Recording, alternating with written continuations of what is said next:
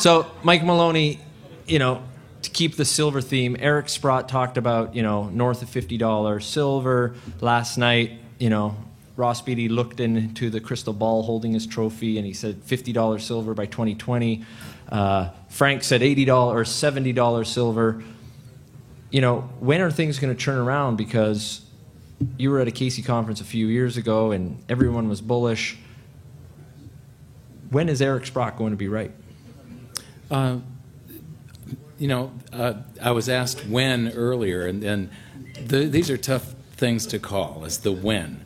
But the inevitability of triple-digit silver is there. I mean, like I said in my presentation, what bull market ends with the asset not exceeding its high from the previous bull market 35 years ago?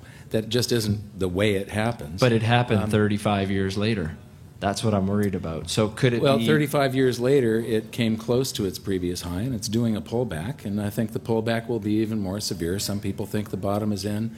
I think that we could see like $7 silver. It's an entirely a possible thing. I think we're going into a deflation first, and that will take gold and silver down with other assets as the real estate bubble, the stock market bubble, and the bond bubble. All, the first crash we had was stocks. The second crash was stocks and real estate. This one's going to be stocks, real estate, and bonds.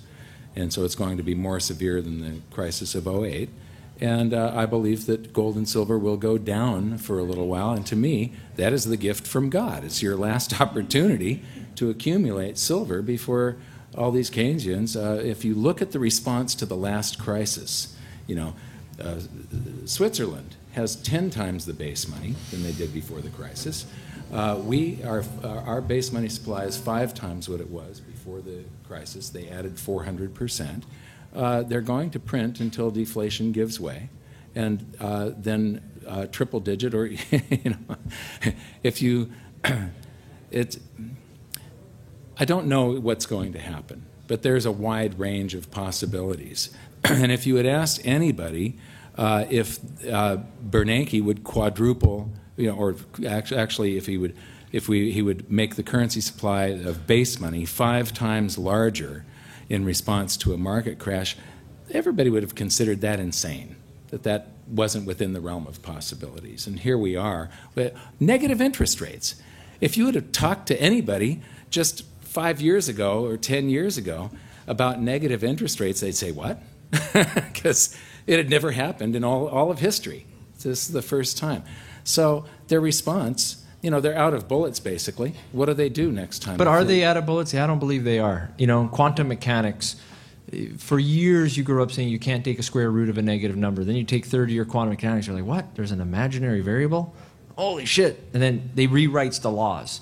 So my theory is why can't they just rewrite stuff? Invent new vehicles, kick the can down the road. Why can't they? Well, we'll see if it works. They'll try.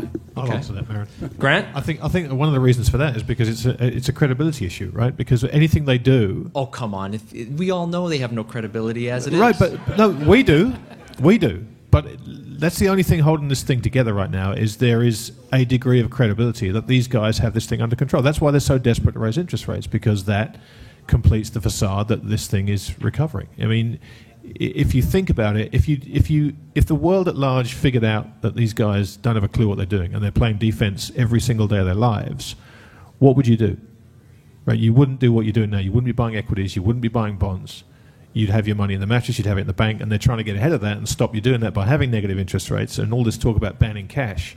I mean, this is what they're going to have to do. This is a credibility issue, pure and simple.